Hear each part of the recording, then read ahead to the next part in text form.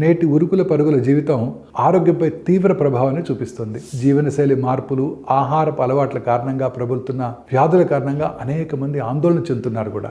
ఈ క్రమంలోనే అనేక మంది తిరిగి పురాతన పద్ధతుల వైపు మొగ్గు చూపుతున్నారు. ఇలాంటి పరిస్థితుల్లో ప్రముఖ ఆధ్యాత్మికవేత్త ఈషా ఫౌండేషన్ వ్యవస్థాపకులు ఆరోగ్యకరమైన ఆహారం కోసం 4 చిట్కాలు చెప్పారు. అవే దీర్ఘాయుషుకు మంత్ర అని కూడా ఆయన అంటున్నారు. నాకు కూడా ఈ 4 చాలా బాగా నచ్చాయి. అవేంటో ఇవాళ మనం తెలుసుకుందాం. ఆహారం అనేది కేవలం ఇంధనం మాత్రమే కాదు, దాన్ని పూర్తి అవగాహనతో తినాలి. మీరు ఏమి తింటారు, ఎంత తింటారు, మీ శరీరం దానికి ఎలా స్పందిస్తుంది అనే దానిపై శ్రద్ధ పెట్టాలి అంటారు సద్గురు. మీరు భోజనం చేస్తున్నప్పుడు టీవీ చూస్తూ దాని మీద కాన్సన్ట్రేట్ చేస్తూ మీరు కనుక ఫుడ్ తిన్నట్టయితే డైజెషన్ కూడా డెఫినెట్గా ఎఫెక్టివ్గా ఉండదని నేను కూడా ఖచ్చితంగా నమ్ముతున్నాను. భోజనానికి ముందు తర్వాత కూడా కొన్ని నిమిషాల పాటు నిశ్శబ్దంగా కూర్చోవాలని, అలా చేయటం ద్వారా శరీరం జీర్ణక్రియకు సిద్ధమవుతుందని సద్గురు సూచిస్తున్నారు.